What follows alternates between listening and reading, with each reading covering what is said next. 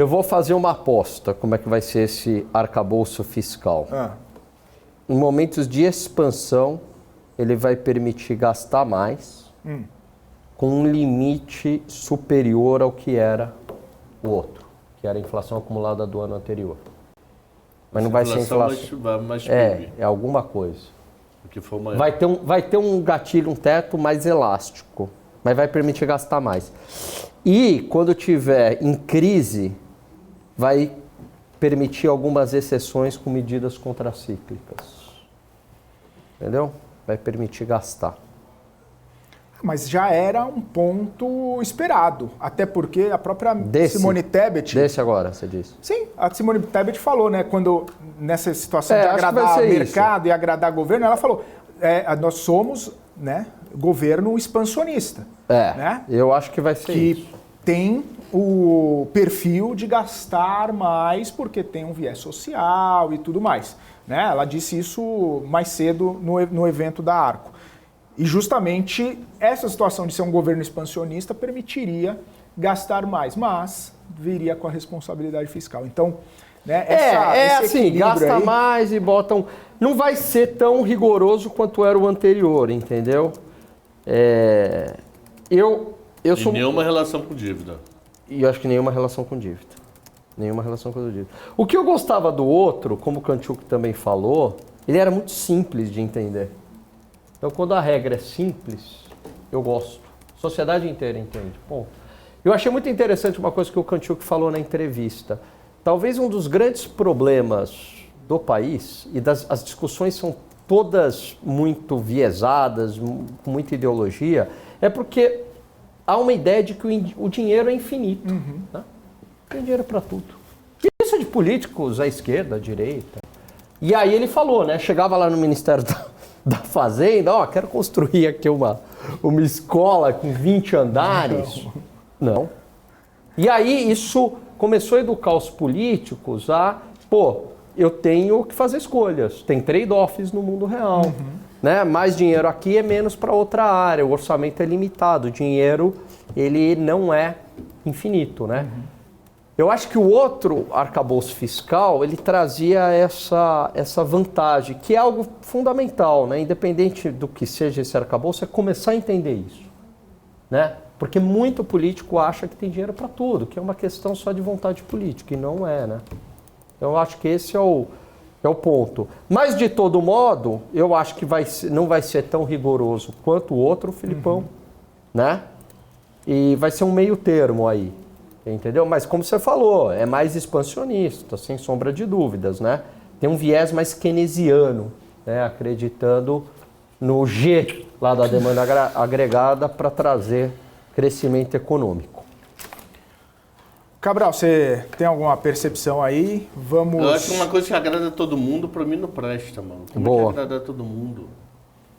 Alguém tem que sair desagradado. Não tem como. Não. Se agradar Lula, não vai agradar o sistema financeiro.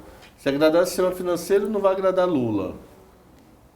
Então, não consigo ver como todo mundo está feliz nessa história. Eu juro que eu não sei. Não tem como. A não ser que ele arrume um corta... Eita, nós, quase que eu caí. Tá louco? A não ser que ele arrume um corta-custos pesado aí, que eu não sei de onde viria. Você sabe que, só uma questão, né? O pessoal que defende essa política mais expansionista é o seguinte, vamos aumentar gasto do governo, porque tem um efeito multiplicador. Se eu aumento o G, as empresas vão produzir mais. Produzindo mais gera mais renda, mais emprego, essas pessoas vão consumir. Parece bastante tentador essa ideia, né? Você tem um efeito multiplicador keynesiano aí. No entanto, Filipão, qual que é o ponto? Se esse modelo não incorpora expectativa. Então, se as expectativas deterioram por conta de um fiscal que está ruim, a despeito de um aumento do gasto do governo, ocorre uma queda no investimento privado. Então, você tem o efeito do G, mas você tem uma queda do I, do investimento privado, entendeu? Via expectativa, né? Então, qual que é o efeito que vai prevalecer? Esse é o ponto. Qual efeito vai prevalecer? Essa é a grande questão. E, inclusive... Só rapidinho, um pouquinho de macro. Quando você tem o aumento do G, o que acontece? Diminui a poupança nacional, tá?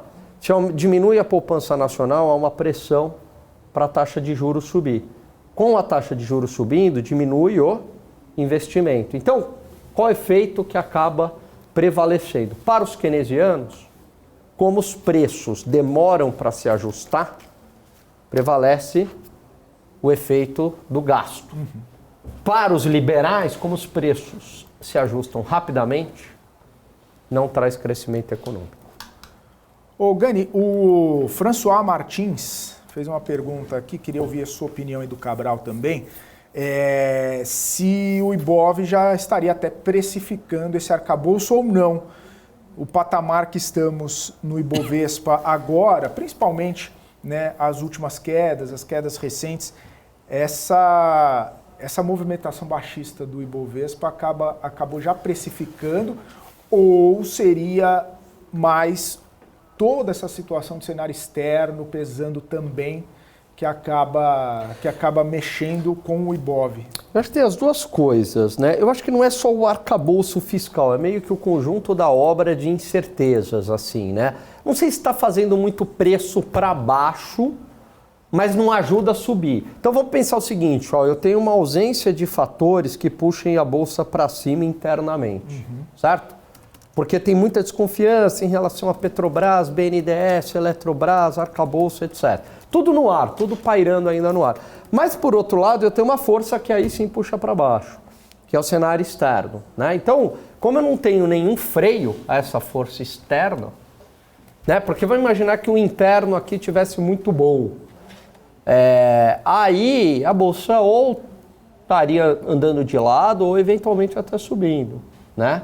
Então eu acho que é mais isso, né? É muita... A gente não sabe, não tem nem que é bom porque é ruim. Tem muito ruído atualmente, muito ruído.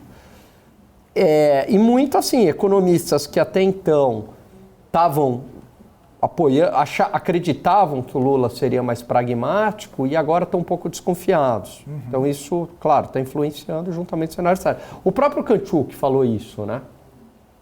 Na sexta, ele falou, poxa, imaginei que seria um pouco mais pragmático e tal, e demonstrou ser outra pessoa. Então, acho que é essas duas coisas, viu, Filipão? Entendeu? Um não está puxando necessariamente para baixo, o cenário externo puxa para baixo, mas o outro também, o interno não ajuda a puxar para cima, né?